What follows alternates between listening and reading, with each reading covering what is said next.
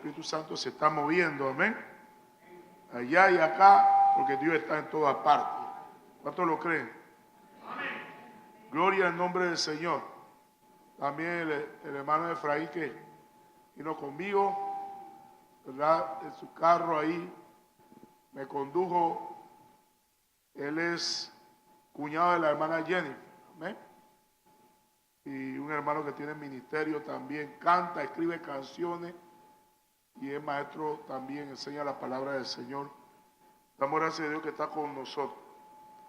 Bien, hermano, vamos a hablar de un tema que hace tiempo yo hablé un poco de eso, pero siento que debo de compartir con ustedes. Ahí en Ezequiel, el libro de Ezequiel, del profeta Ezequiel, capítulo 47. 47, ahí usted va a encontrar un subtítulo que dice las aguas salutíferas. Las aguas salutíferas o las aguas que producen salud. Bien, vamos a estar hablando acerca de la vida en el Espíritu Santo.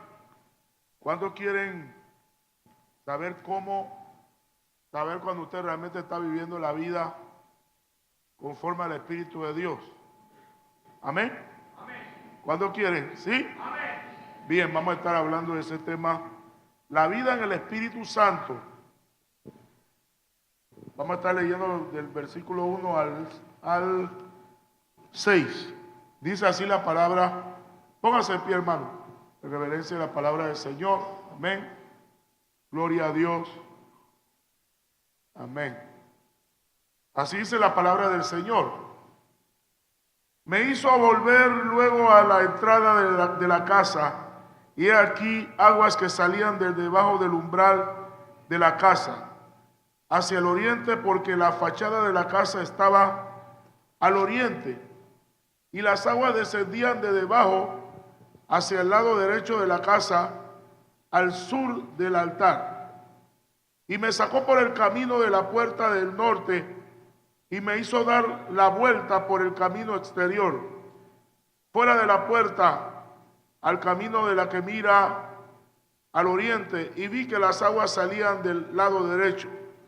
Y salió el varón hacia el oriente, llevando un cordel en su mano, y midió 1000 codos, y me hizo pasar por las aguas hasta los tobillos.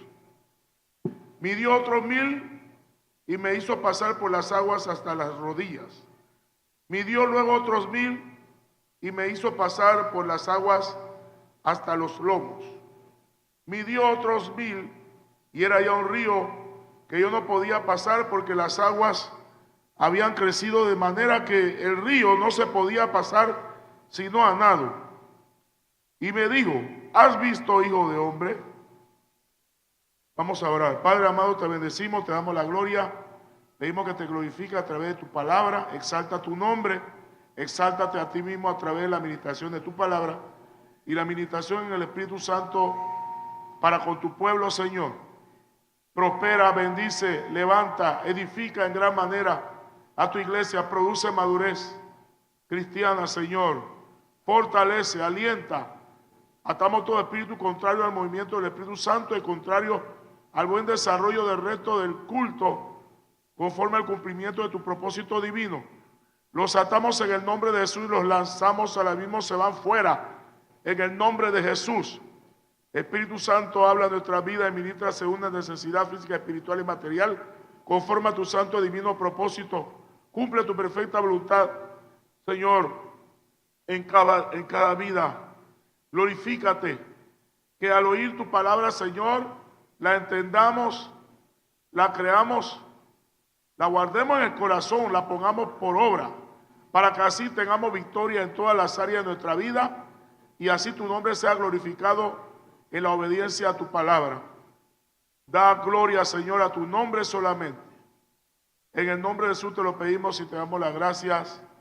Amén. Pueden tomar asiento, hermano. La vida en el Espíritu Santo. Muchas veces, hermanos, la mentalidad de los cristianos son como, bueno, yo tengo mi nivel de cristianismo, yo estoy bien, yo voy para el cielo. Hay hermanos que oran más que yo, hay hermanos que son más consagrados que yo, eso es para ellos, pero para mí no, porque Dios tiene diferentes niveles para cada uno. Pero realmente la vida genuina, la vida cristiana genuina, hermano, es una vida totalmente gobernada por el Espíritu Santo. Es una vida donde la persona experimenta lo sobrenatural. No es que lo sobrenatural llega a ser algo de vez en cuando, esporádico. No, no, no. La vida cristiana que la palabra de Dios enseña es una vida llena de experiencias con el Dios sobrenatural. Amén. Porque el Dios que nosotros servimos es un Dios sobrenatural. Y la tercera persona de la Trinidad que mora en nosotros, Él es sobrenatural. La palabra es sobrenatural.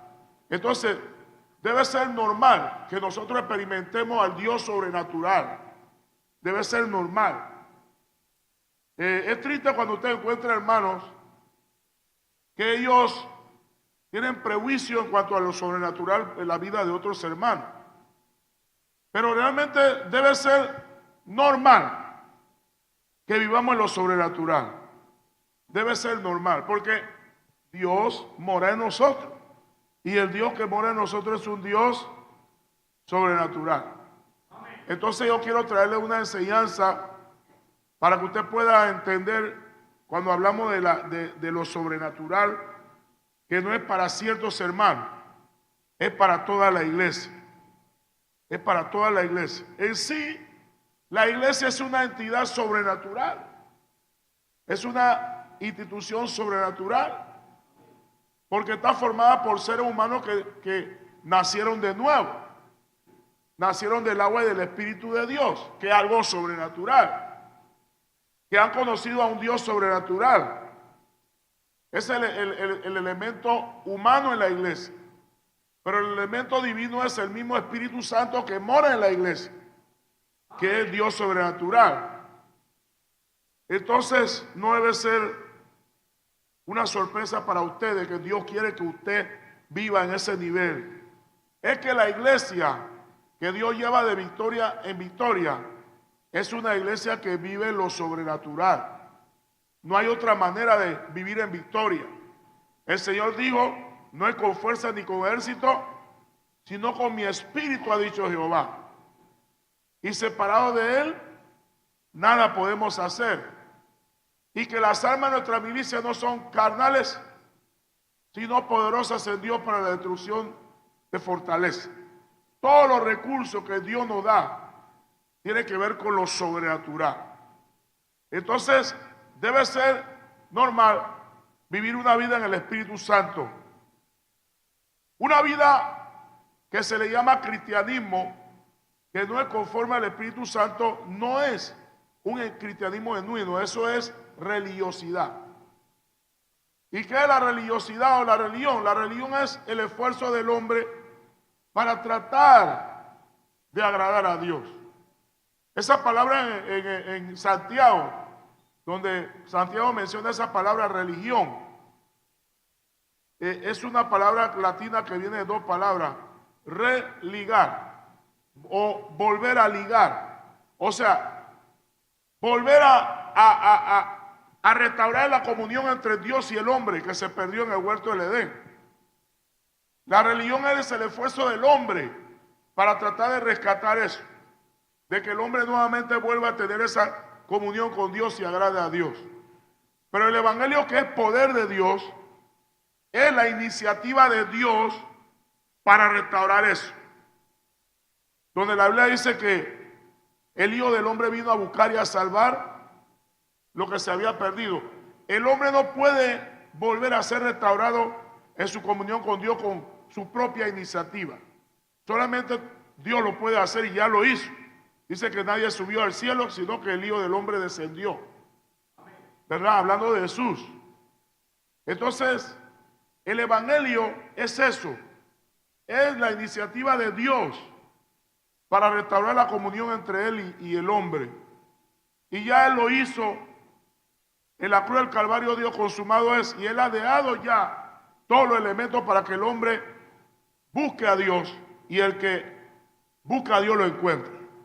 El que se acerca a Dios, Dios se acercará a él. Pero la religión no. Además, la religión no agrada a Dios, porque la religión llama a Dios mentiroso, porque ya Dios dio cómo se debe restaurar o buscar la comunión con Él. Eso ofende a Dios. Isaías por el Espíritu dijo que las obras de justicia de Israel, que quería buscar o quería vivir una vida de religiosidad, dijo que eran como trapo de inmundicia delante del Señor. O sea, usted se trata de limpiar con un trapo de inmundicia, se va a ensuciar más. Solamente la sangre de Cristo limpia. Amén. Cuando uno trata de buscar santidad y purificación, fuera de eso, está llamando a Dios mentiroso y añade pecado sobre pecado, porque nadie se justificará delante de Dios. Entonces, la voluntad de Dios es que todos vivamos en el Espíritu Santo, que todos vivamos esa vida del Espíritu. El hermano que no vive en ese nivel, él no sabe lo que se está perdiendo. La hermana que no vive en ese nivel no sabe lo que se está perdiendo. Porque el genuino cristianismo es una vida de aventura, de experiencias reales con el Dios vivo. Amén. La más grande aventura no es la que hacía John Wayne allá en Oeste, ¿verdad? Los tres mosqueteros. Nada de eso, hermano. La mejor aventura es vivir para Dios, en el Espíritu de Dios. ¿Cuánto dan gloria a Dios? Eso es lo mejor que le puede pasar al hombre. Denle un aplauso a Cristo. Amén. Lo mejor que le puede pasar al hombre. Comunión con Dios. Ahora, el pasaje que yo he leído habla de una visión que tuvo el profeta Ezequiel. Si hay un libro, o mejor dicho, si un libro que habla de un profeta que tuvo muchas experiencias de visiones con Dios, fue Ezequiel.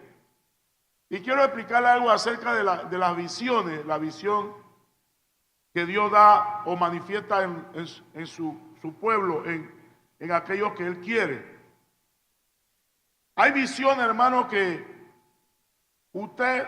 Dios te lo presenta como cuando tú ves una pantalla, como cuando ustedes, como esto aquí, usted mira la imagen ahí. Hay visiones que Dios presenta así.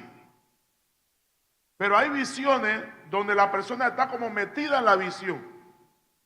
La persona está viviendo en la visión. Hay también sueños o visiones en sueños, donde usted está durmiendo y ahí Dios le da una visión. Y esa visión usted se siente que es tan real. Hay sueños, visiones de sueños, que cuando usted está experimentando eso, usted se siente como que lo está viviendo realmente, despierto. Pero bueno, como en una visión, un sueño, usted despierta. Y cuando usted se despierta, usted, wow, hey, esto fue un sueño de Dios. Usted dice sueño de Dios. O una visión en sueños. Y usted se da de cuenta de que eso es de Dios. No todos los sueños son de Dios. Hay sueños que vienen del hombre, pero hay sueños que son de Dios. Y generalmente cuando un sueño es de Dios, usted siente que lo vivió, como que era real. A mí me pasó eso, como 3 veces, donde yo estaba metido en la visión. Yo me sorprendí, pero yo sabía que era de Dios, por tan real se sentía, hermano. Y después, Dios confirmó, porque cuando algo es de Dios, Dios confirma. Amén. Cuando algo es de Dios, Dios siempre confirma. Y Ezequiel vivía experiencias así. Hay experiencias, algo que Dios llama éxtasis. que Pedro tuvo cuando Dios lo preparó para ir a la casa de Cornelio a predicar el evangelio. Dios tuvo que hablarle a Pedro 3 veces con una visión. Hermano, pensé que él le sobrevino un éxtasis. Éxtasis es eso.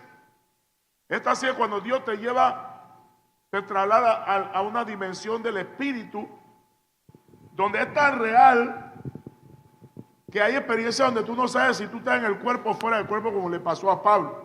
Dice que él fue arrebatado al tercer cielo. Ese caso ya es mucho más especial de lo que uno se imagina, porque él fue trasladado al tercer cielo.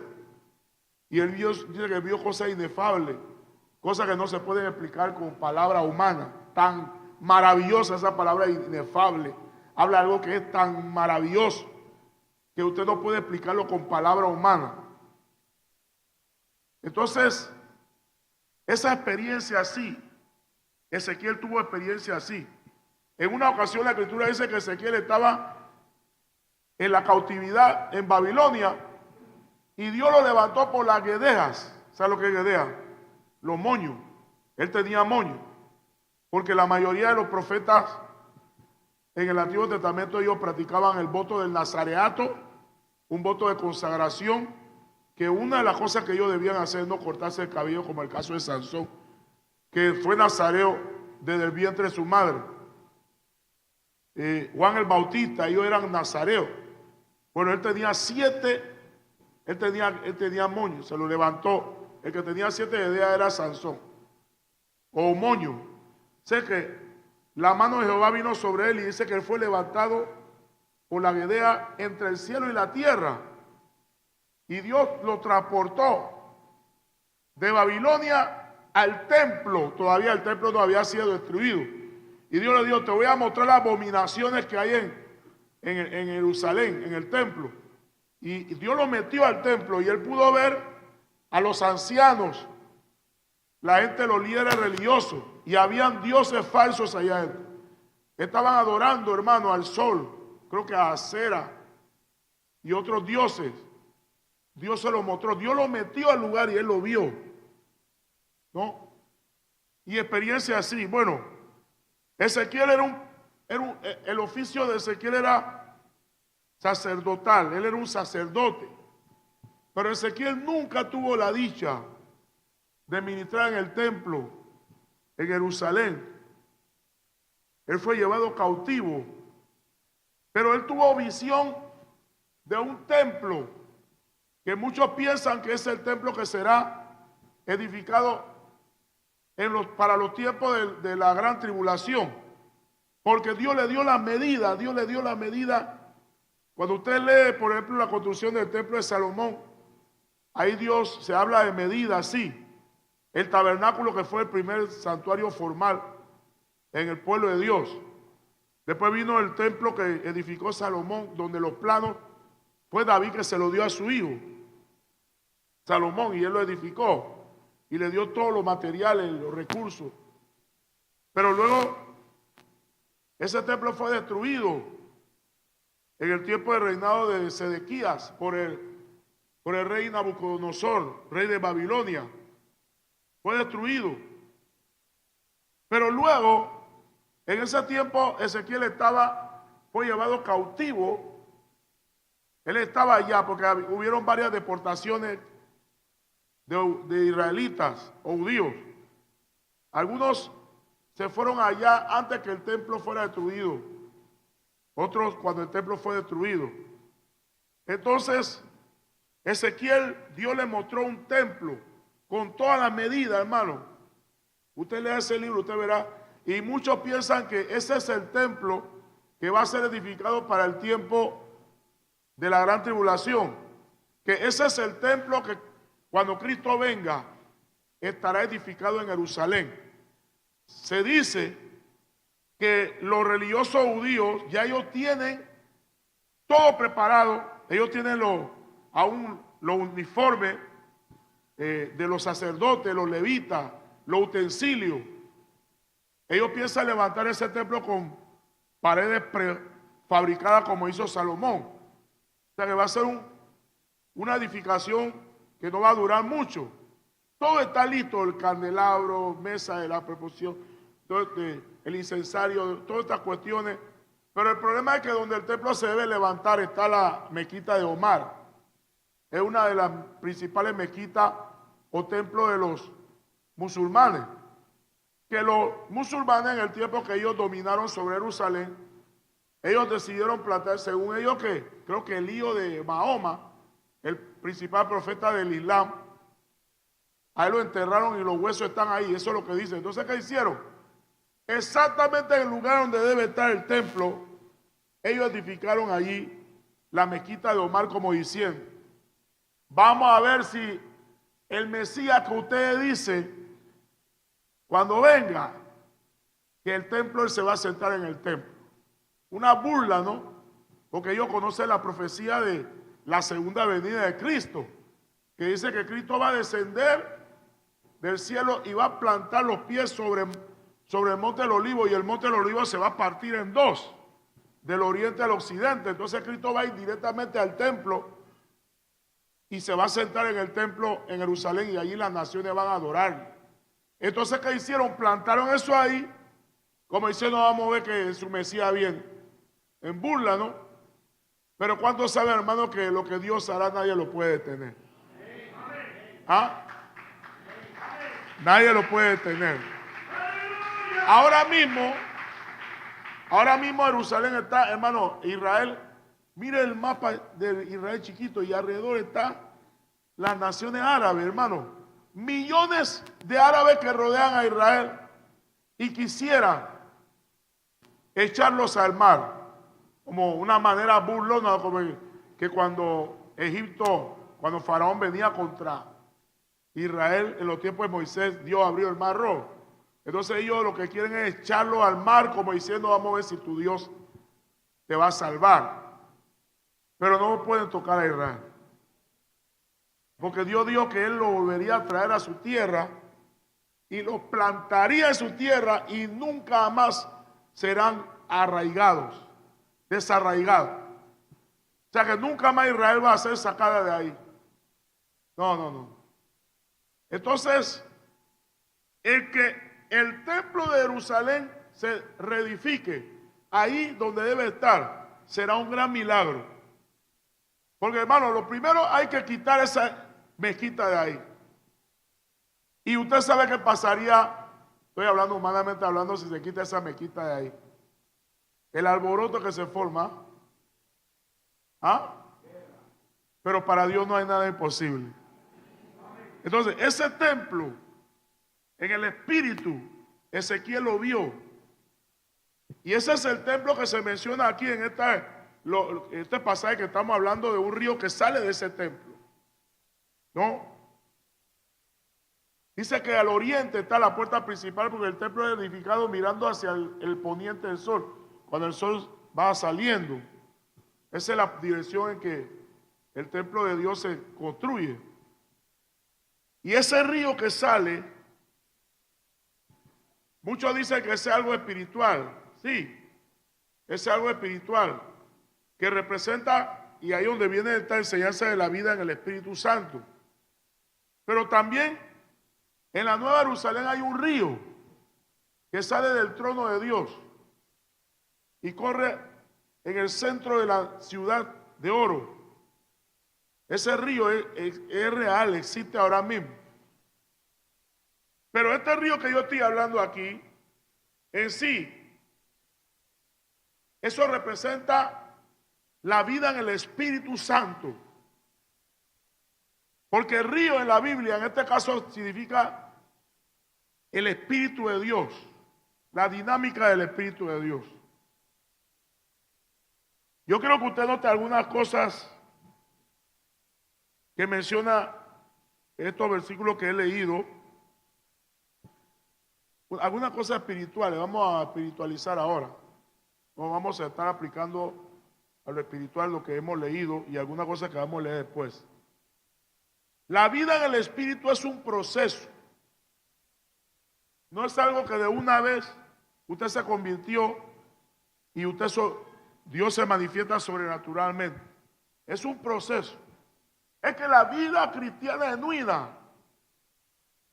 en sí, su inicio, se basa en la obra del Espíritu Santo.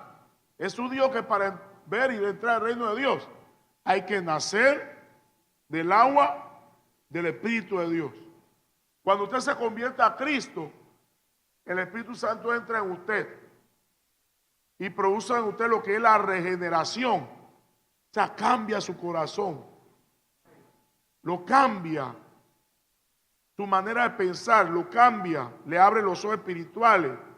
Espiritualmente usted comienza a tener ya la capacidad de poder percibir cosas del reino de Dios. Ahí comienza la vida cristiana, cuando usted nace de nuevo. Donde Pablo dice que de modo que si alguno está en Cristo, nueva criatura es. Las cosas viejas pasaron y todas son hechas nuevas. ¿Por qué yo estoy explicando eso, hermano? Porque hay que entenderlo, hermano. No hay eso del cristianismo genuino fuera de lo sobrenatural. El verdadero cristianismo es sobrenatural. Es una vida de lo sobrenatural. ¿Cuántos aquí han nacido de nuevo? Es una obra sobrenatural. El problema es que muchos hermanos les pasa como los Gálatas, donde Pablo dijo, ustedes comenzaron en el Espíritu, pero ahora están en la carne. No, Dios quiere que usted se mantenga en el Espíritu, amén. Porque el Espíritu tiene grandes cosas para la iglesia. ¿Cuántos dicen amén? Cosas maravillosas. ¿Cuánto glorifica a Dios? Cosas maravillosas. O sea, usted puede vivir una vida en el Espíritu a medias. Dios no quiere eso. Dios quiere que usted se meta en el río. ¿Cuándo quiere meterse en el río? Métase en el río. Pero ese meter en el río, eso es algo progresivo. La vida en el Espíritu se desarrolla por etapas, que lo veremos ahora. No hago de una vez así. No. Hay gente que Dios se le manifiesta de una manera más portentosa que otros. Ya eso es otra cosa. Pero generalmente la vida en el Espíritu es algo donde usted va experimentando lo de Dios en forma gradual. Gradual. De menos a más. Se desarrolla por etapas. Además, la vida en el Espíritu, para que usted pueda mantenerse en el proceso de lo que Dios va haciendo por el Espíritu Santo, por su Espíritu, y que se mantenga el desarrollo de las etapas, requiere de nuestro esfuerzo. Requiere de nuestro esfuerzo. No es algo automático. Bueno, Dios dijo que va a hacer y Él lo va a hacer. No, hay algo que usted tiene que hacer. El apóstol Pablo dijo, esfuérzate en la gracia de Dios que es nuestro Señor Jesucristo. Esfuérzate. Ahora, Pablo también dijo, en una ocasión Pablo dijo, que yo soy lo que soy, yo soy apóstol por la gracia de Dios. Pero él dijo, pero yo he trabajado más que los otros apóstoles. Pero luego él dice, no yo, sino la gracia de Dios en mí. Entonces pareciera que él se contradice, no, sino que es una combinación de lo humano con lo divino. Dios dice algo que va a hacer en tu vida y Dios quiere hacerlo, pero hay algo que tú tienes que hacer para que se cumpla lo que Dios quiere hacer. Y Dios te lo va a decir. Amén. Un hermano que no ora, ¿qué vida de espíritu él va a vivir? Nunca va a vivir ninguna vida de espíritu. No ora. No lee la Biblia. No estudia la Biblia. No lee. No estudia la Biblia. Nada de espíritu. Pura carne. Pura carne con uniforme de religioso. Porque también los religiosos tienen su uniforme, ¿sabía? ¿Cuándo saben eso? Los religiosos tienen su uniforme. Hay religiosos que su uniforme es como yo estoy. Con una Biblia en la mano. Pero el hecho de que yo tenga así no significa que son cristianos. ¿Ah? Por su fruto lo conoceréis. No todo el que me dice Señor, Señor entrará al reino de los cielos. Es más que eso. Pero hay algo que usted tiene que hacer. Usted tiene que esforzarse en las cosas de Dios. Usted tiene que dedicar tiempo a la cosa de Dios. Hay momentos que usted tiene que sacrificar tiempo, su vida, para llegar a los niveles que Dios quiere que usted llegue. No es automático. Bueno, Dios, si tú quieres hacer algo de mí, hazlo pues. Y pasan los años y no pasa nada. Porque Dios te dice, mira, yo quiero que tú tengas una vida de oración estable, continua. Disciplínate para orar. No ve a la iglesia de vez en cuando. Ve a la iglesia cuando tú puedes ir a la iglesia. Estudia la Biblia. Involúcrate en las actividades de la iglesia. Involúcrate. Nada, no hacen eso. No van a ningún lado con Dios. Hay que hacer algo. La Escritura dice que en la visión había un ángel, él lo llama varón. Es un ángel que tenía un cordel para medir distancia en el río, donde él tenía que caminar según la distancia que medía. En el caso este eran 1000 codos. Esa era la medida de los tiempos de Ezequiel. No saqué el equivalente de ahora. Pero era un río grande, hermano. Porque el ángel medía de la ribera para adentro, ¿no? Y como 4 veces el ángel midió. Y cada vez que el ángel medía 1000 codos, él tenía que caminar más dentro del río. Eso habla del esfuerzo. Habla también de que tú tendrás que obedecer a Dios cuando Dios te dice que haga algo. Amén. Los ángeles del Señor también tienen que ver con la vida en el Espíritu. Muchas veces hablamos del Espíritu Santo solamente, pero los ángeles también. Hay ocasiones cuando el Espíritu Santo no te habla directamente, sino que el que te habla es un ángel te habla. Él transmite pensamientos, él transmite imágenes a tu alma, a tu espíritu. Y te da el entendimiento de que es de él. Hay veces, hermano, no entiende. Pero entre más usted se mete con Dios, usted va a entender el lenguaje del Espíritu. Pero los ángeles también, dice Hebreo, que ellos son ministradores de nosotros, lo que hemos heredado, la salvación. Ellos están ahí, no lo vemos aquí, pero están aquí. Amén. ¿Cuándo saben que los ángeles del Señor están aquí? Amén. ¿Y por qué están aquí? Por nosotros. Amén. Dice el Salmo 91 que Él enviará a sus ángeles acerca de ti para que te guarden en todos tus caminos y tu pie no tropiece en piedra. La Escritura dice que el ángel de Jehová acampa alrededor de los que le temen y lo defiende. El Satanás le dio a Dios acerca de Job, claro.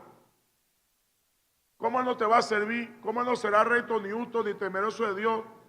Si tú le has puesto vallado, lo has cercado a él, a su familia y a todo lo que tiene. ¿Qué cercado es ese, hermano? Esa cerca que el diablo dijo, yo no lo puedo tocar. Esa cerca no es una cerca de hierro ni madera. Esa cerca son los ángeles del Señor. ¿Amén? Los ángeles que están con nosotros. Amén, hermano. Los ángeles que nos ministran a nosotros. Los ángeles que nos sirven. Hay ocasiones cuando tú estás debilitado, te sientes desanimado. Y Dios manda un ángel para fortalecerte. Así como hizo con Jesús en el Getsemaní. Momento que tú te sientes caído, débil. Y Dios manda un ángel. Hay un peligro y Dios manda a su ángel. Tú estás manejando el carro y el enemigo quiere traer algunos lo llaman, ¿cómo es? Espíritu chocarrero, que causa el choque. Tú estás manejando bien y un loco viene por ahí y se te mete. Entonces un hermano oraba, yo reprendo el espíritu chocarrero, dice. Pero el ángel está ahí, amén, hermano, el ángel está ahí. Entonces cuando tú estás caminando y el piso está rebaloso, hermano, y tú te rebalas y te vas a caer, y tú caíste, pero tú rompiste caída. ¿Vas a saber lo que es romper caída? ¿Ah?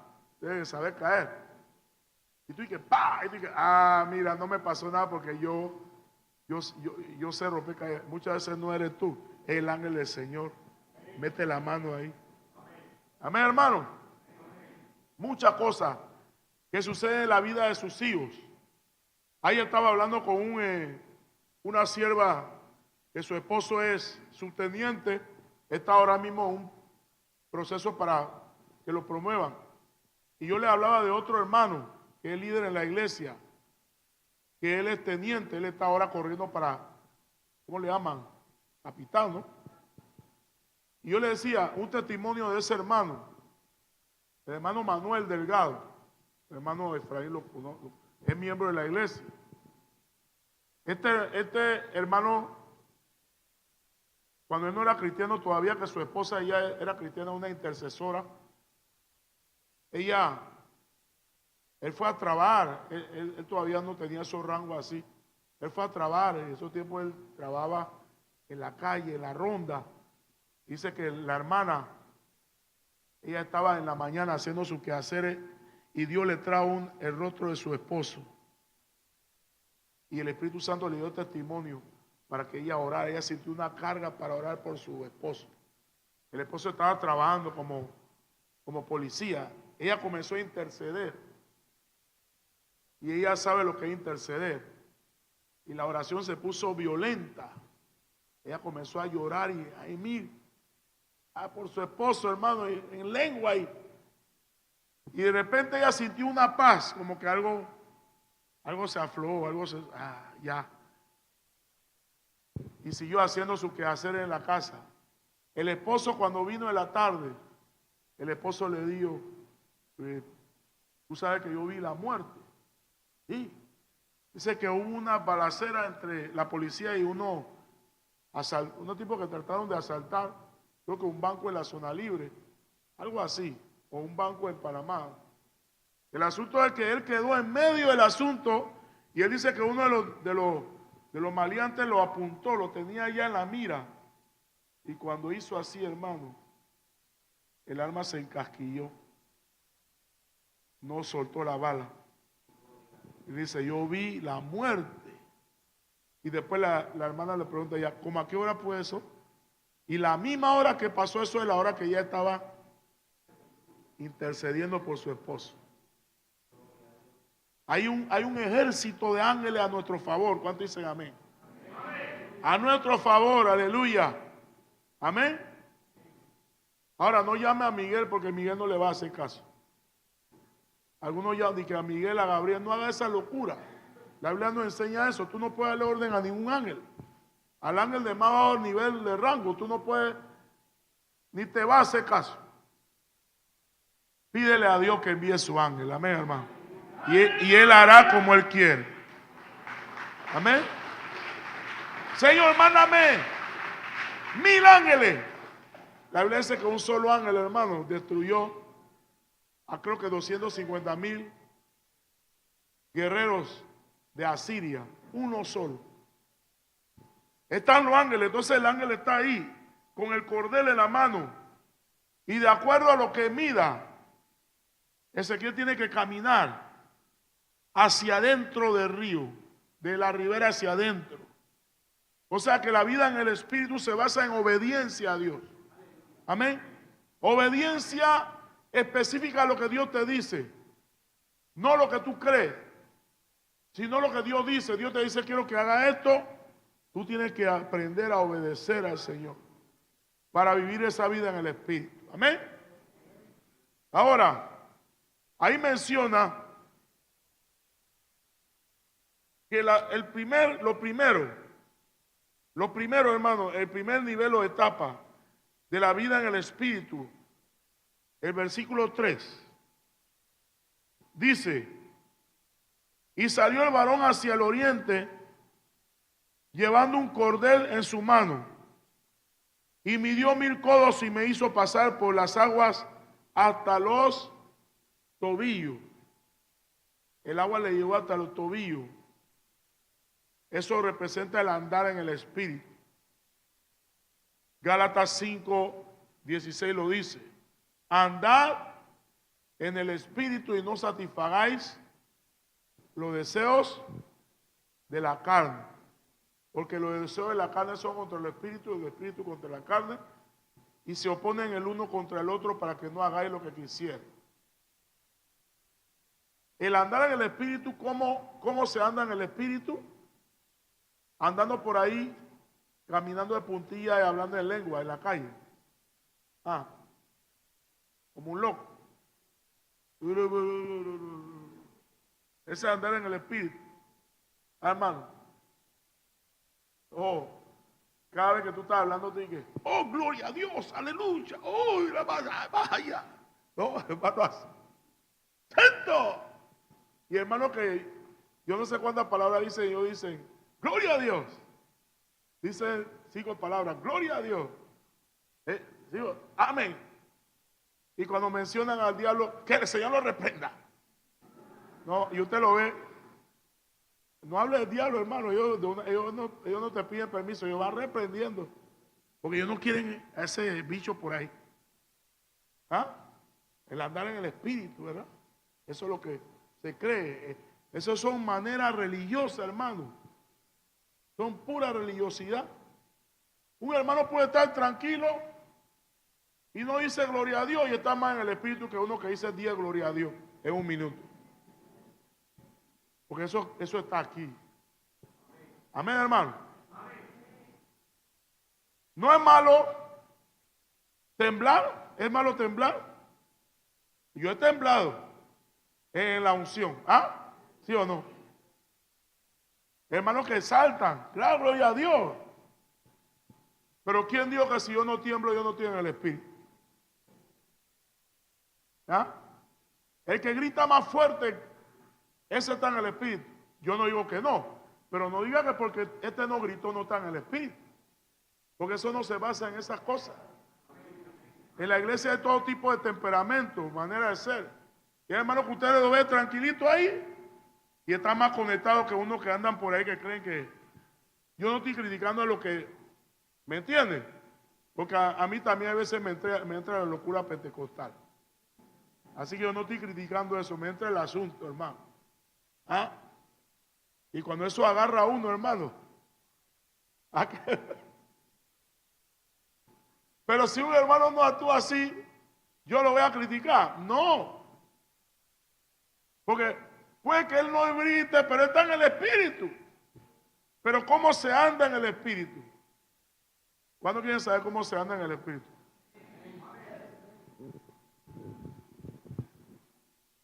Obedeciendo este libro.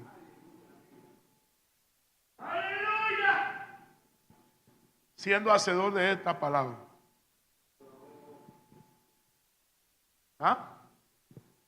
¿Quién inspiró la Biblia? ¿Quién? El Espíritu Santo. Hay 2 maneras que la Biblia menciona que se le llama palabra de Dios. La escritura, logos. Cuando yo, por el Espíritu, porque hay algo que se le llama declaración. Algunos dicen decreto, la Biblia no habla de esa palabra, pero es declaración, yo la llamo. Cuando tú declaras algo por el Espíritu, hermano, que es conforme a la palabra, porque todo lo que el Espíritu Santo hace siempre será conforme a ¿qué? A la palabra. Amén. Hay poder en esa declaración. Como cuando Goliat le dio a David. ¿Acaso yo soy un perro para que tú vengas contra mí con palo? Que yo te voy a agarrar, yo te voy a matar y te voy a arrojarlo a la fiera del campo. Ven a mí. Y lo maldijo por sus dioses. Pero luego David dijo, tú vienes a mí con espada y jabalina, contra mí con espada y jabalina. Mas yo vengo contra ti en el nombre de Jehová y te venceré y te cortaré la cabeza y todos sabrán que Jehová no salva con espada ni lanza, porque de Jehová es la victoria, es la batalla. Y todo lo que él dijo, se cumplió. Es una declaración. Hermano, el Señor dijo, si tú no dudas y tú le dices a este monte, muévete, lo cree, va a pasar. El monte representa obstáculos que el enemigo pone, cosas, problemas, donde el Espíritu de Dios te da una palabra. No es algo mecánico. El Espíritu Santo te da una palabra y tú agarras ese rema. Dice, toma la espada del Espíritu. Y cuando tú lo dices, hermano, algo sucede. Algo sucede. Yo estaba en la casa una vez, en el baño, y me vino un espíritu de muerte. Eso lo he contado ya. Y era tan fuerte el asunto, hermano, que yo estaba dudando. ¿Será que ya llegó mi hora? Ese tiempo yo estaba pasando, ustedes saben mi situación que pasé, que un doctor me dijo, eso es presagio de un derrame cerebral. Yo no agarré eso, yo no le dije nada, pero yo rechacé eso. ¿Ah? Como una hermana hizo algo, el médico le dio yo no sé qué, que tú tienes esto, y una hermana, y ella le dio, pongo un ejemplo, tú tienes cáncer, y ella le dio, cáncer tu abuela. Cuando yo oí eso, yo digo, una sierva de Dios le habla así al médico, que no respeta. Además, el médico está haciendo su trabajo. Esa hermana no es respetuosa. Tú no tienes que decírselo. En tu mente y tu corazón tú dices, yo no acepto eso. Ya. Respeta al médico. ¿Cuántos saben que hay que respetar al médico? Pero esta hermana va a decir eso. Imagínense. Y lo dio como que lo que dio está bien. Está bien mal. Que tú lo rechazas. Y el asunto estaba ahí. Entonces yo, Señor, si esto no es tuyo. No, yo oí una voz que decía, no lo acepte, no lo acepte. Yo oí una voz, no lo acepte. Pero fuerte, hermano. Y oye, Señor, yo quiero que tú me confirmes que esto es tu voluntad o no. Y sonó el celular. Y una hermana, la hermana Marisa Efraín, la hermana Marisa, una intercesora que Dios usa en profecía, también visiones. Dice, pastor, ahora mismo yo estaba orando por usted y el Espíritu me mostró que hay un espíritu de muerte que lo está acechando. No lo acepte. No había pasado ni medio minuto, hermano, cuando Dios me estaba respondiendo. Rechaza eso. Que tú lo aceptas, te bajaste de tiempo. Porque estás aceptando la mentira de Satanás. Amén. Esa es una declaración. Y me dio un versículo. Y ahí donde viene la declaración, me dio un versículo para ese espíritu. No moriré, sino que viviré para contar las maravillas de Jehová mi Dios. Y, hermano, y cada vez que esa basura venía, no moriré. Y ahí el demonio, eso se llama declaración. Declaración de Dios en la boca del hombre. Amén. Algunos lo llaman decreto, pero eso es real. Eso es real. Cuando el Señor le dio a la higuera, nunca más nadie coma fruto de ti. No oró. Eso era un acto profético también. Porque esa higuera representaba a Israel que iba a rechazar el Mesías. El Mesías vino a buscar frutos dignos de arrepentimiento. Y no lo encontró. ¿Y por qué dice fuera de tiempo? Porque siempre el pueblo debe dar fruto. Siempre debemos dar fruto. No hay eso de que un tiempo para dar fruto o no dar fruto. Él viene en cualquier momento, debemos dar fruto. Amén, hermano. Amén. Nuestra conducta debe ser agradable a Él. Pero cuando usted vive la palabra, eso es andar en el Espíritu. Pero para vivir la palabra hay que entenderla. Y para entenderla hay que estudiarla. Esa palabra escudriñar la Escritura, escudriñar significa estudiarla. ¿Cómo tú vas a hacer algo que tú no entiendes? Hermano, tantas cosas que hay aquí que uno lee así y no se entiende. El Espíritu Santo te ayuda, sí. Pero vuelvo a decir, hay cosas que Dios no va a hacer por ti. Hay revelación de Dios, hay iluminación, como algunos dicen, revelación gradual en el estudio de la palabra. Hay veces que el Espíritu Santo así, tú no estás leyendo la Biblia y te aclara algo de la Biblia, sí. Pero eso no significa que tú no tienes que pasar tiempo estudiando la palabra de Dios. Hay que estudiarla para entenderla. Y luego cuando tú la entiendes, dice la parábola del sembrador, hablando de la buena tierra. Estos son los que oyen y entienden la palabra y dan fruto. Tú no puedes hacer algo que tú no entiendes. Entonces, para vivir la palabra, tú tienes que estudiarla. Amén, hermano. Gracias a Dios por la clase bíblica que hay aquí, la enseñanza que da el pastor. Hay otras enseñanzas que se dan, ¿verdad? El ministerio, para el ministerio. Hay libros que te ayudan, la librería cristiana. Hay muchas maneras que tú tienes. Hay recursos ahora, hay buenos programas digitales, hay biblioteca electrónica, digitales, en computadora, que te enseñan, te pueden ayudar a entender mejor la palabra del Señor. Entonces, cuando tú vives la palabra, cuando tú haces lo que dice la palabra, tú verás la mano de Dios. Tú verás la mano de Dios. Si tú vives obedeciendo lo que dice la Biblia, ahí Dios se te va a manifestar. Eso es lo que el Señor dijo. Que el que guarda sus mandamientos, dice que el Padre, Él se le manifestará a Él. Dios se le va a manifestar.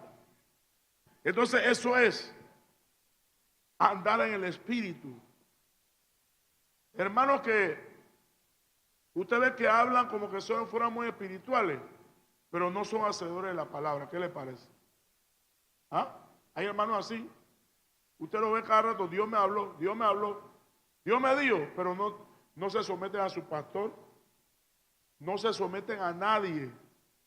Y con ese reladito que Dios le habló, el diablo lo extravía más que el lío del Limber. Andan extraviados. Gente así en la iglesia.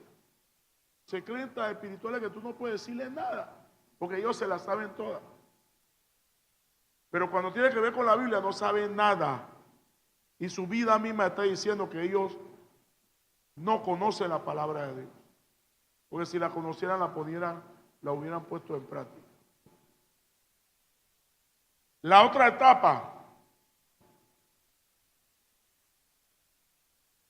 ahí en el versículo 4, la primera parte del versículo 4, que dice: midió otros 1000 y me hizo pasar por las aguas hasta ¿la qué? Rodilla. Eso es orar en el Espíritu. Amén. No es lo mismo orar y decir yo oré, ya yo oré 5 minutos, está bien. Yo oré 10 minutos, está bien. Que orar en el Espíritu. El orar en el Espíritu es más que eso. Es cuando tú llegas a un punto donde el Espíritu Santo toma control de la oración. Y ya no eres tú, sino es Él a través de ti. La oración en el Espíritu puede ser con el entendimiento. Puede ser con el Espíritu, pero el Espíritu con minúscula, es minúscula. Tu espíritu, dice que el que habla en lengua, su espíritu ora, pero su entendimiento queda sin fruto. El hablar en lengua, no en el Espíritu, estoy hablando con el Espíritu de uno. Y el otro nivel es gemido indecible. La oración como dolores de parto, la oración de alumbramiento. Esa oración es profunda. Los hermanos o las hermanas, que son más hermanas, que practican la intercesión, ellas saben de lo que estamos hablando. Cuando el Espíritu Santo toma control de esa oración. Ese poderoso hermano, que ya no eres tú, ahora Él es a través de ti. El Espíritu Santo comienza ahí. ¡Guerra! Hay mujeres guerreras en el Señor. Hay hombres también. Pero cuando tiene que ver con oración se ve como que más mujeres, ¿no? Pero hay hombres también. Pero hay mujeres guerreras. El lío se le descarrió. Ella no se confunde. Ellos dicen, no. ese hijo yo lo dediqué a Cristo y ningún diablo se lo va a llevar. ¿Y qué hacen? Se meten en ayuno y oración y comienzan ahí. Suéltalo, suelta a mi hijo, suéltalo. Y de que lo tiene que soltar, lo va a soltar. Porque han aprendido a orar en el Espíritu. La oración en el Espíritu es un trabajo. ¿Sabía eso? ¿Cuántos saben que la oración en el Espíritu es un trabajo? Un trabajo que hasta la persona queda sudada. Queda. El Espíritu Santo toma control. Ahí donde usted ve que los nuevos vienen a Cristo. Para que una persona sea engendrada en el Espíritu, alguien tuvo que darlo a luz en el Espíritu. Y para darlo a luz en el Espíritu, tuvo que practicar la oración en el Espíritu Santo que se menciona en Efesios 6, 18 al 20. Donde dice, orando en todo tiempo, con toda oración y súplica en el Espíritu, velando en ello con toda perseverancia, por todos los santos y por mí, a fin de que al abrir mi boca me sea dada palabra para hablar con denuedo el misterio del Evangelio como debo hablar. Él mismo decía, oren por mí en el Espíritu. Que cuando yo abro mi boca a predicarle a esos reyes que yo tengo que ir delante de ellos en juicio, yo hablo con denuedo y hable como debo hablar. Mire, hermano, cuando en una iglesia hay gente que ora en el Espíritu, el predicador predica de una manera fluida, una libertad. Una libertad. El ambiente se siente la libertad del Espíritu. Y cuando Dios usa a la persona en dones espirituales, los dones se activan más rápido. Cuando se ora en el Espíritu Santo. Esa es la oración que mueve la obra de Dios. Esa es la oración que mueve la obra de Dios. Que hace que el alma se convierta. Que hace que los enfermos se sanen. Los oprimidos queden libres. El que ora en el Espíritu Santo de Dios. Amén. Esa es la oración poderosa que Dios quiere. Ese es vivir eso es la vida en el Espíritu Santo. Tercera etapa. Ahí, el versículo 4, ahí mismo, la segunda mitad. Midió luego otros 1000 y me hizo pasar por las aguas hasta los lomos. Aquí. Usted sabe que el judío en esos tiempos usaba ropa, no como ahora. Ellos usaban túnica. Y ellos cuando ellos estaban en un momento de reposo así,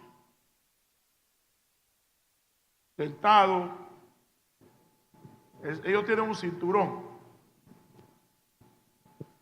Cuando ellos iban a realizar una obra que requería trabajo, requería esfuerzo, que ellos hacían, ellos se amarraban el cinturón más fuerte. Eso es lo que la Biblia llama ceñid vuestro lomo.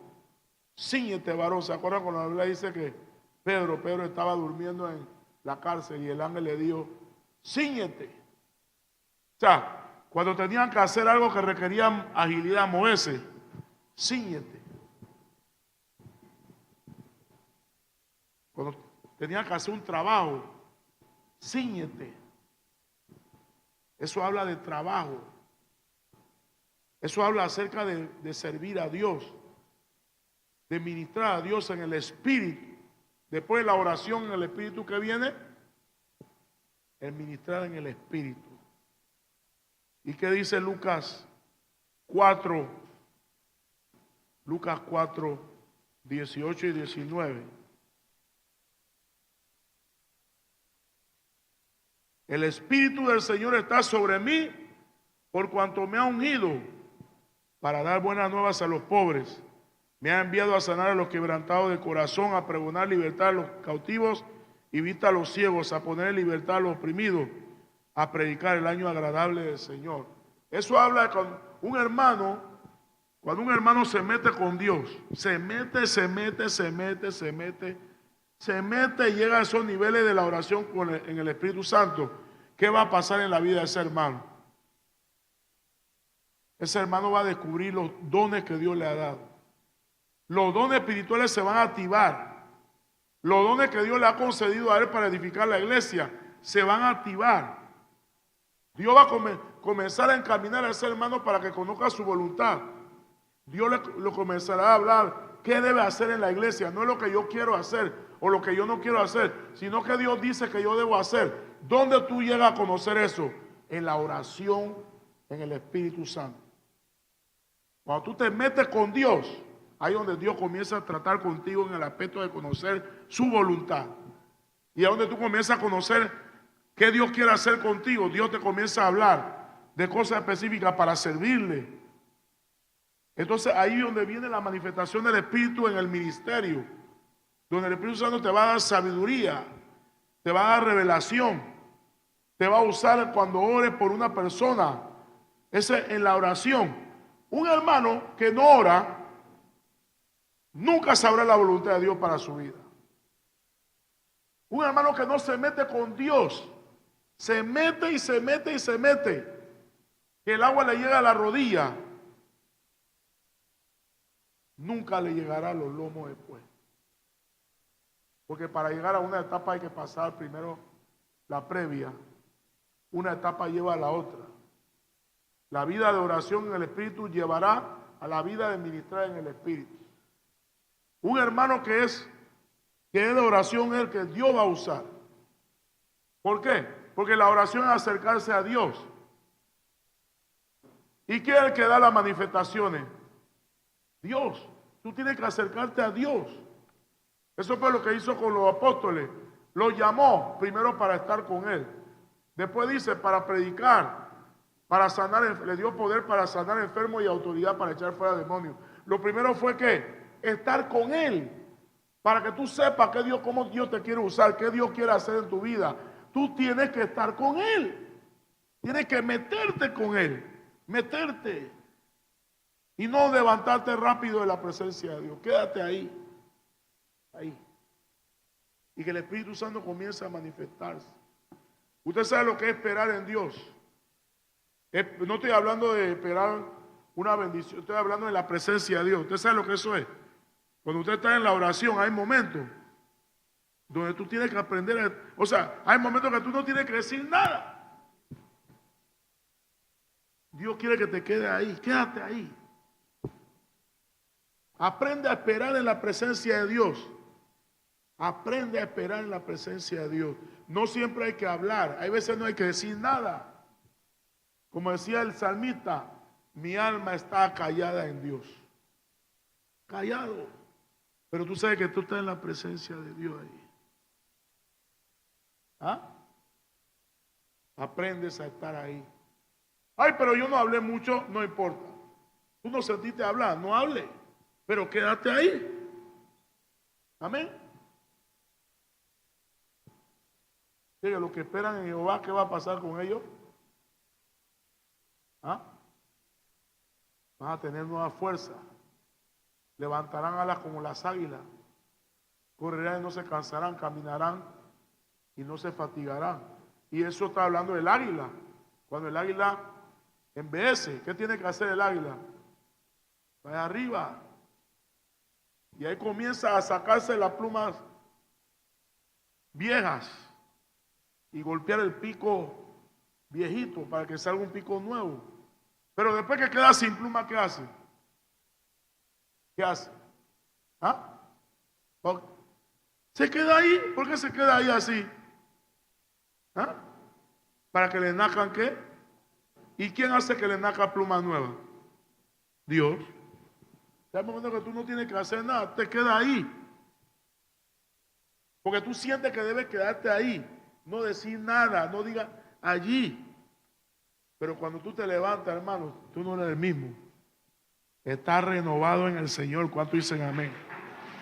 Está renovado en Cristo para pelear las próximas batallas. Después, en el versículo 5, ya hablamos de ministrar, el versículo 5, ahí me fui a otros versículos.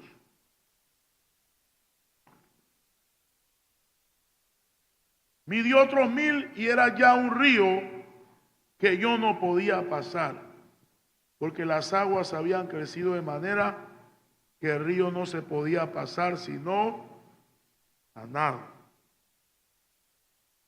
Ya el pie no pisaba fondo.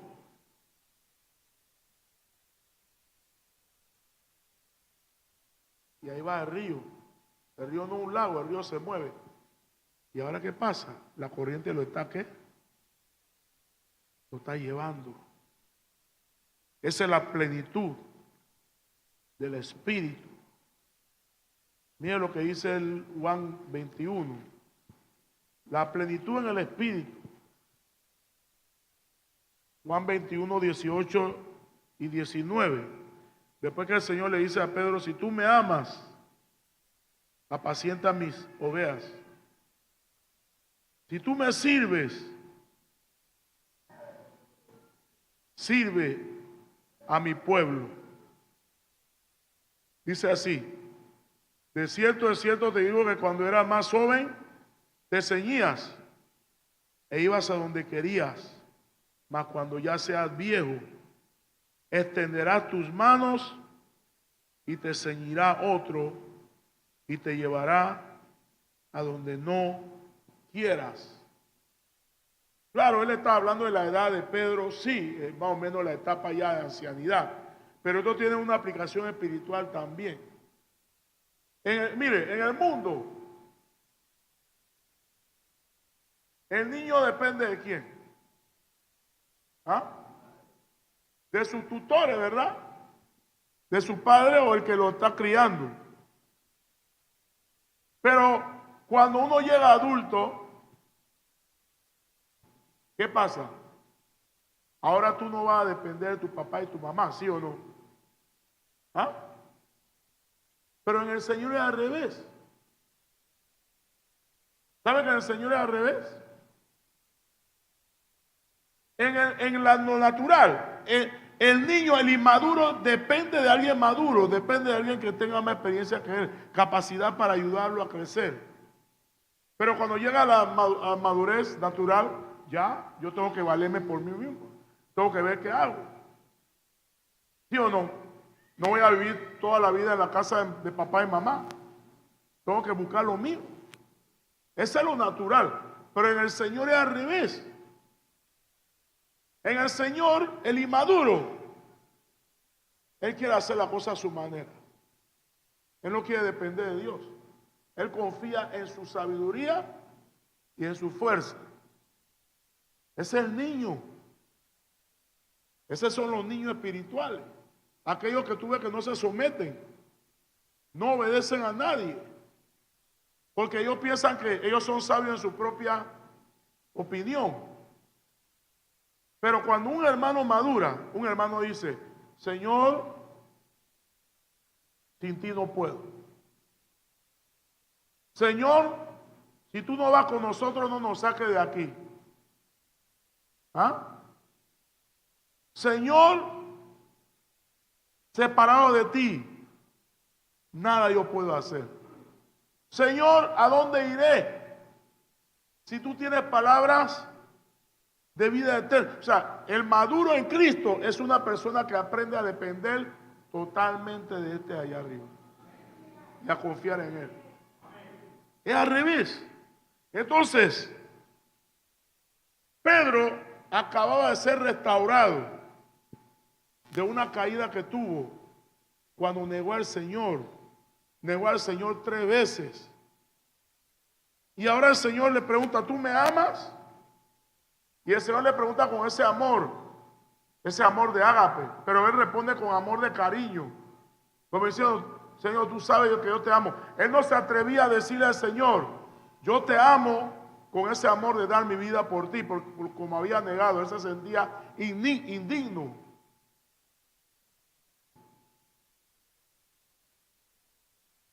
Pero después llorando y triste, él dijo, tú sabes todas las cosas, tú sabes que yo te amo.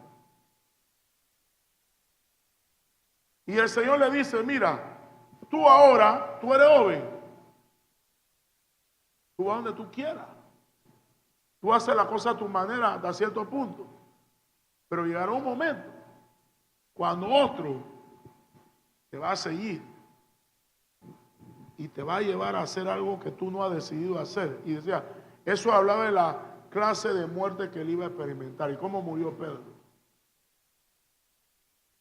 Pedro murió crucificado. Y Pedro había madurado hasta el punto que Pedro dijo, yo no soy digno que me crucifiquen como mi maestro, así que pónganme boca abajo.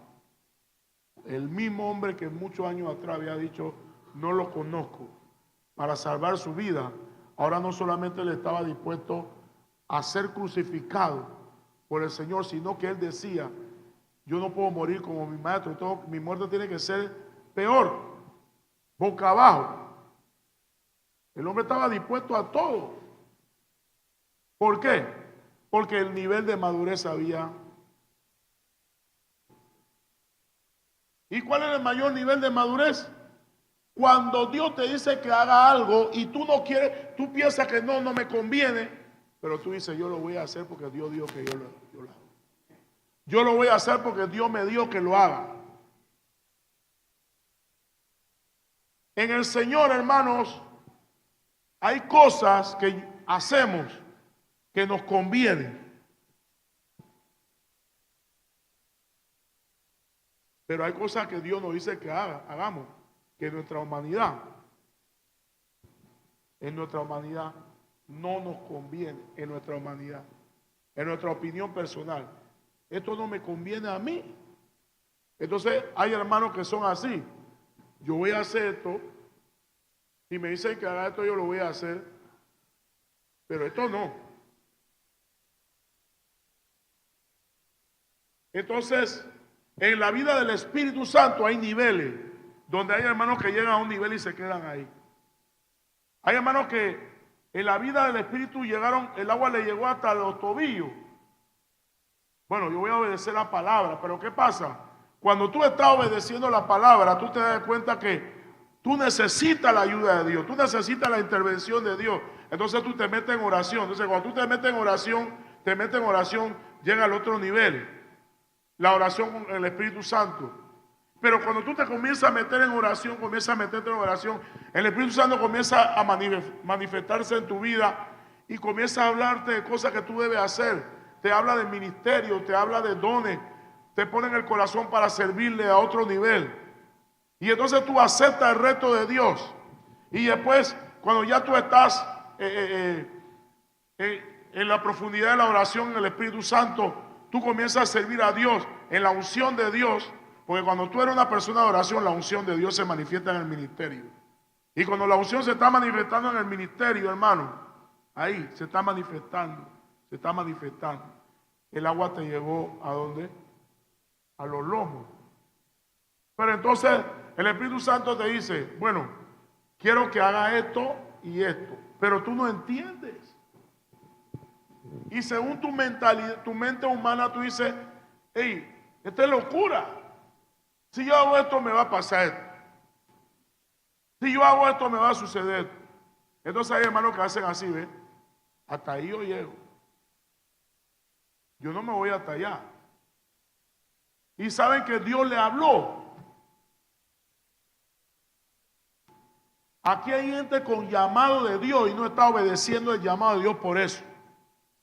Porque no están dispuestos a pagar el precio. Pero saben que Dios le habló. Pero dicen, hasta ahí llego yo. De ahí yo no paso. Esto no me conviene. Pero la vida del Espíritu Santo, la plenitud del Espíritu Santo, la vida de plenitud, no es lo que a mí me conviene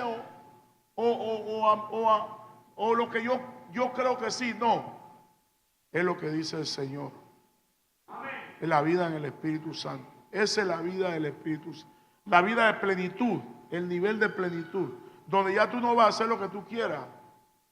Tú vas donde Dios te diga que vaya.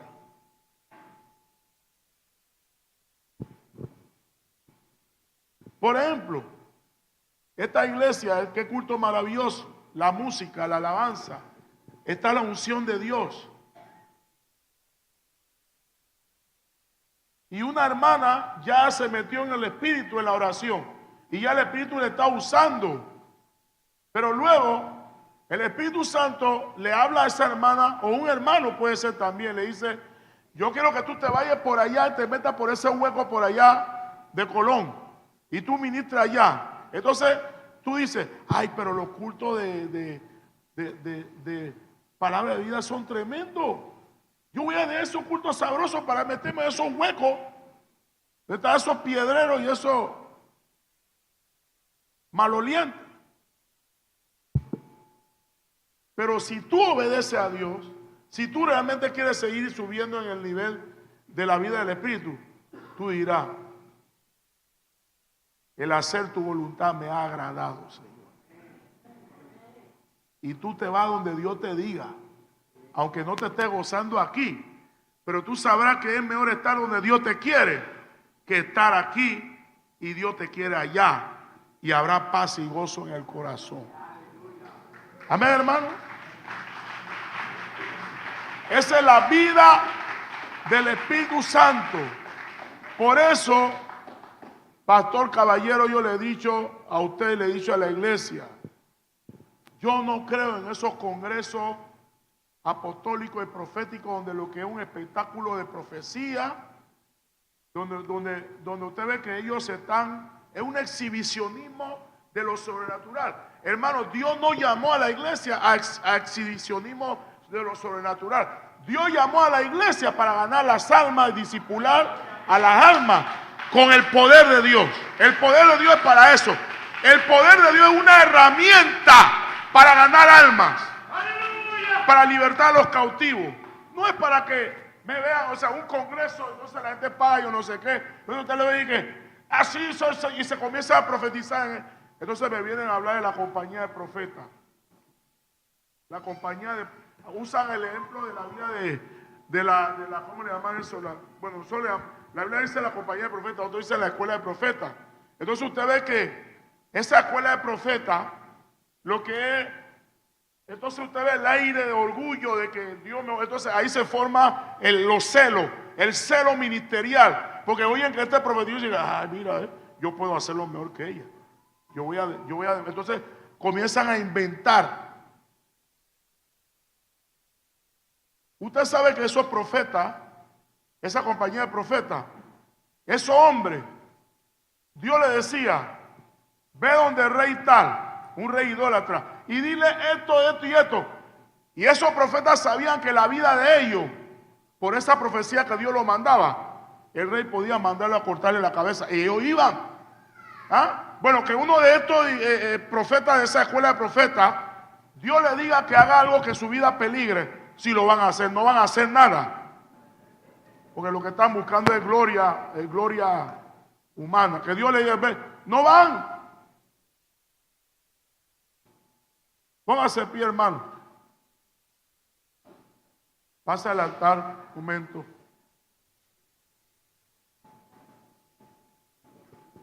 Mire, hermano, la vida cristiana genuina tiene su momento de maravilloso. Amén. De un Dios que bendice, ¿sí o no?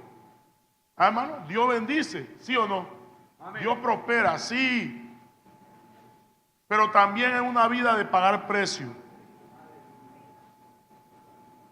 Y la vida en el Espíritu es una vida de pagar precio.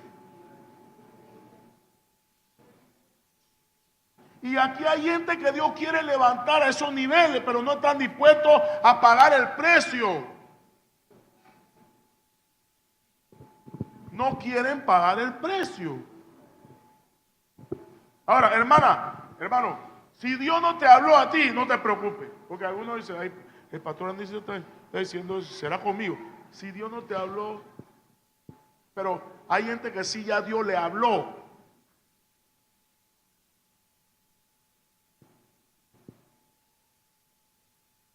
Esta es una iglesia que ha crecido. Pero si Dios te dice vete allá, nada más hay dos.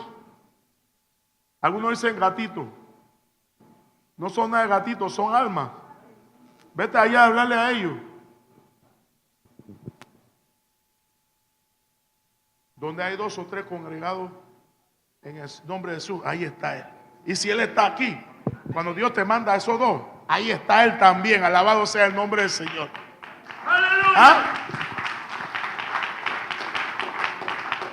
Esa es la vida en el Espíritu. No lo que yo quiero, es donde Dios me diga que vaya. Y lo que Dios me dice que haga. Y lo que yo debo hablar. Eso es así. Lo demás es puro cuento. Puro cuento religioso. Ah, hermano. Algunos hablan de Juan el Bautista.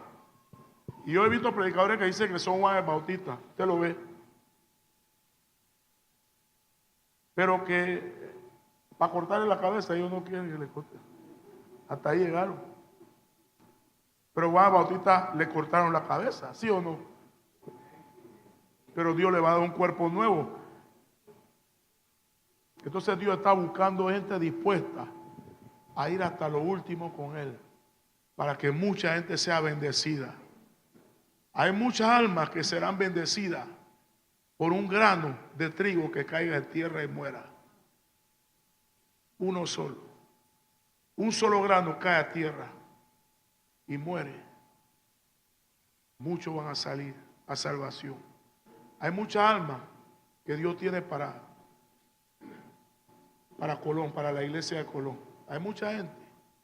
Pero Dios quiere gente que esté dispuesta a pagar el precio. Amén. O sea, andar en el Espíritu. Andar en el Espíritu. Hay un hermano, una joven piedrera, la sacó de allí, del puente. Lamentablemente no siguió por otras razones que no voy a mencionar. Pero hay gente así, hay gente que Dios la tiene para eso. Hay gente que Dios la tiene para buscar a esos, eso la Biblia llama menesterosos. ¿Sabes lo que es menesteroso? Esos piedreros, la gente que anda durmiendo así no sé si todavía en el mercado público, gente así, gente que la sociedad dice que ya ellos no sirven. Hay ministerios así, hay hermanos que Dios quiere usarlo para sacar de la basura a esa gente.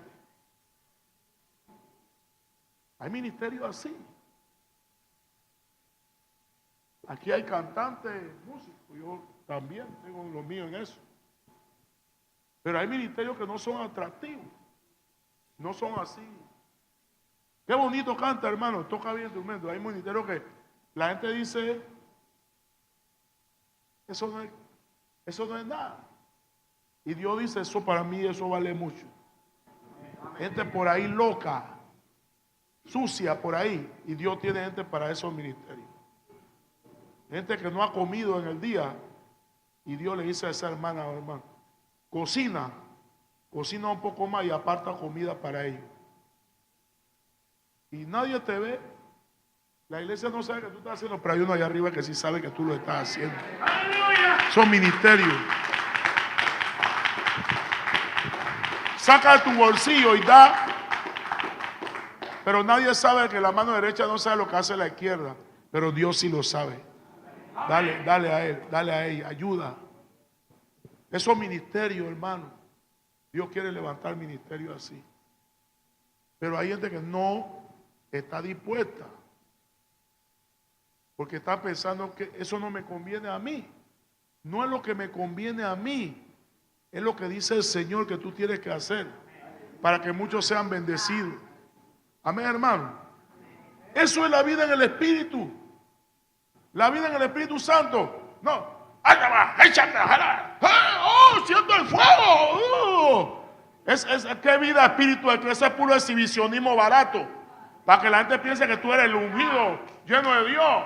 Ah, pero la hermana que está por allá bañando a la piedrera, limpiándole, cortándole la uña de su casa, agarrando ropa de ella para vestirla de comer. Nadie ve eso, pero Dios dice, eso es la vida en el Espíritu Santo de Dios. Eso es la vida en el Espíritu Santo de Dios.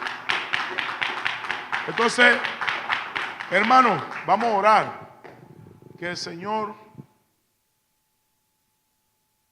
logre cautivar tu corazón para que tú hagas su voluntad. Que tú encuentres la voluntad de Dios, la verdadera voluntad de Dios. No comparándote con nadie y no tratando de copiar a nadie.